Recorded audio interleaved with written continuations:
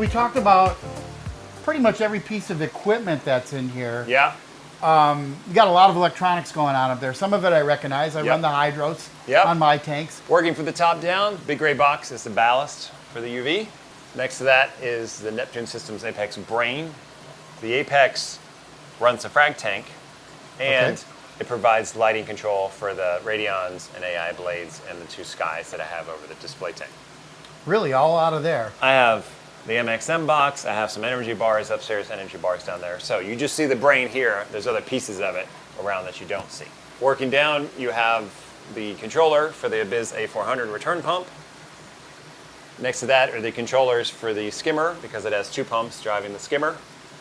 Then we get into the hydros, which is primary control on the tank, with the X4, the launch, the XP8s. I have the IV, X10 is running alkalinity dosing.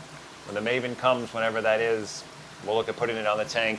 And then I've got other pieces of hydro stuff underneath here behind you on the walls. Quarantine tanks are all run off hydro system as well. And of course, there's always work to be done. You can see where I took stuff off. Maybe one day I would take it off and rebuild it just for this, but I'm always moving stuff in and moving stuff out. This is a working fish room. It's not a studio where everything looks all shiny. Yeah, I was going to ask you about that because I'm tripping over some of your crap.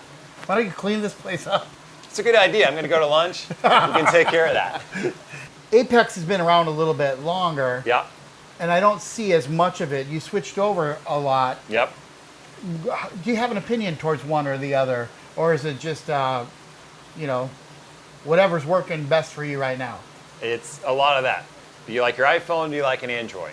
They're both going to get you the same destination, maybe a little different route. They both have their pros and they both have their cons. The hydros is very likely never going to control, through wireless means at least, the Radion lights, aqua-illumination lights, Neptune Skys, because it's a competitor product. So the Apex is going to do at least that for me on my tank. Yeah. And I've got some energy bars up there as well. Hydros does the rest of the lifting with controlling the calcium reactor, dosing the calc washer, turning the heater on and off, things like that. So they both work great. They both have their pros and cons. You're used to the interface on the Neptune looks a little different than the hydros. There's some stuff that drives me crazy on hydros.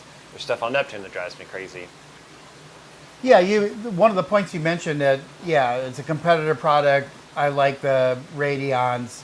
I'll say that there's some of those, I'll call them A-list pieces of equipment. There's some of those things that kind of rise above where people go, this is the best light. And it just kind of happens, right? Yep. And it doesn't get argued that much. There's a lot of competitors out there, but you find that people like to have the best. And I'm not going to say that the Radion's the best because I've never owned a Radion, but I have noticed a difference in the quality of my new, more expensive lights on my Fowler tank versus the less expensive lights on my reef tank. Yep. Since I just started putting corals in both, I'm like, wow, the corals are taking off in my Fowler tank, and I really should put those lights from my Fowler tank onto my reef tank. But the crossover with the controllers, not necessarily controlling competitor equipment, you just whatever works best. And sometimes the best is this brand, and sometimes the best is this brand, and you kind of mash them together. I have 2 brand controllers on my tank as well, but it's not a big deal to open 2 apps, but I kind of want it all to be on one. While we're talking gear, Jimmy had some questions back upstairs by the display tank. I have another question for you. This is 12 feet Peninsula. So one of the things that a lot of people are concerned about with a Peninsula tank is flow. We should be concerned about that in any tank. More so in a peninsula tank because a lot of people think that you don't want to have pumps. They all come on wherever your overflow box is. So, or on the ends is typical. So it's still, I'm looking here, and it's still on the ends, but 12 feet's a long distance. Tell me about the flow in here. So in an ideal world, especially on a Peninsula tank, yes, you would only have flow on the overflow end, because that's usually hidden in a wall and you can't see it, which works for a while. When the tank is new, you don't need a lot of flow. You can get by without putting anything on the Peninsula end. In time, as the tank grows, your corals get bigger, especially hard corals, SPS, you need more flow. It's hard to throw water 12 feet without blasting and macerating everything down there and getting any kind of meaningful flow down here. Right. So there's a couple ways you can manage that. In addition to managing flow in the center, because that's always a challenge too, on a tank this long and this wide with 3 sides viewable. Because we're not going to put a power head here, that'd be dumb. So how do you do it? A couple ways. Number one, closed loop. So there are holes in the bottom of this tank with bulkheads, 2 separate pumps moving water, pulling in here, pushing out somewhere else underneath the tank. Well, hold on. This is draining somewhere in the Yep. bottom? Yep. But how come I don't see it in the sand or? Because you have to hide it. So it's hidden under the rockwork. Yep. If you look, it's there. But in All right. time, especially when you first build it, you can see it. It gets biofilm on it. Corals overgrow it. You Are can they see all it. designed that way? All being what? All the Peninsula tanks? Not necessarily. I've done Peninsula tanks back in the beginning. I was afraid of closed loops. I didn't want to do it. Now I do them. I've done several of them. No worries. Tank this size, especially this wide and this long, you've got to have some closed loop systems to move the water. Again, though, in time, you're going to need more flow. You're going to have to put something on the far So end of the did tank. you have these Vortex here when you started, or No. do you add them later? I added them later. There's 4 Ecotech Marine MP60s on the overflow end. There's 2 MP60s here. There's an AI gyre there. And then there's the Tunzi Orca, which recently added in the center. Yeah, that's a pretty cool little unit, and it's oscillating there back and forth. Yep. Which is pretty cool. I also noticed that the return flow here is oscillating. Yep. So that's something that I've used in the past, and maybe moving away from that. The juice isn't quite worth the squeeze because I've got to get power down to it. It's nice, it helps, but I never count return line flow in terms of tank turnover in terms of flow, what we need for corals. So I may just go back to a static line. What's really the way to set up your pumps? And this can be generic, but specifically in your tank, we got water pushing that way, water pushing this way, water oscillating, water draining underneath.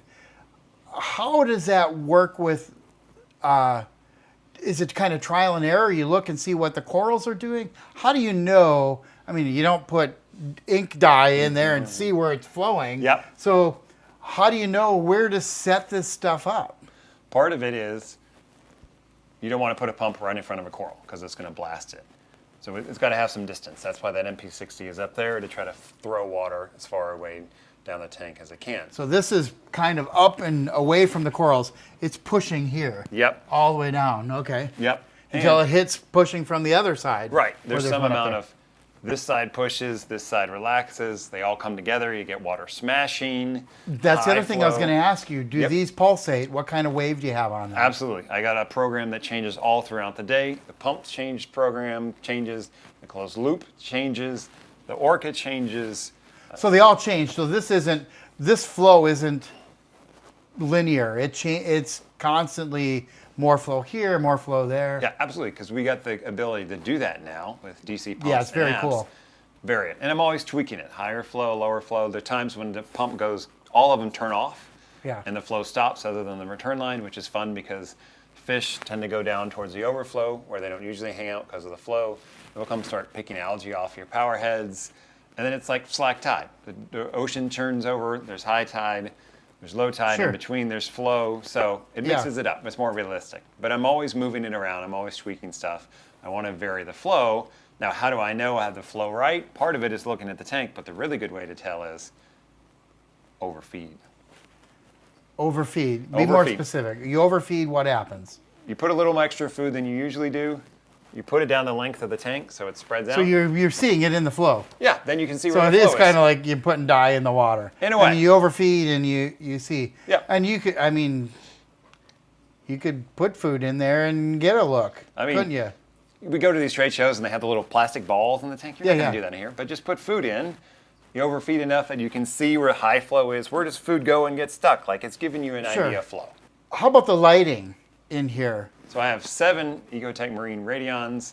I have 2 Neptune Skys, and I have aqua illumination blades.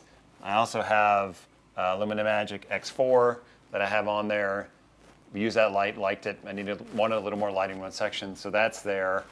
It's on a light rack. I can move it up and down. I need to do heavy maintenance in the tank, move the lights up. I can get in there. They stay about a foot off the water, so everyday work, you don't need to. But if I'm doing some heavy lift, especially when I rip out some of the aquascape, I'm going to lift those lights up. For those of you wondering about my lighting program, it's mostly Ecotech Marine's CoralLab AB Plus program. There's some custom settings in there in the morning and the evening, but really AB Plus is carrying the day. Maximum intensity is 88%, and the total photo period is 13 hours. Okay, and so with the hood here, does this eliminate the need for any type of lids on this tank? Is there any lids up there? No, and this tank, if they hit the door, they're going to bounce back into the tank. There's no lip to get caught on. I've got a barrier on the far end. That's really the only way they can get out. So if they jump out, which they occasionally do, it's like Plinko, you hear them bounce off the wall. Yeah. It's really the wrasses. They get all amped up when they feed their idiots. They jump out and you hear them go blink, blink, and then they land back in the tank. water. And they're like, whoop, and they swim off. So you haven't had anybody get caught up in anything up there? The only time that someone has jumped out is when I was out of town and someone fed and left the door open. There's just so many things to look at in here. Well, you can save for the long weekend, Jimmy, and just... There's just so much. Do you have... Give me like a top 5 of the fish and the corals.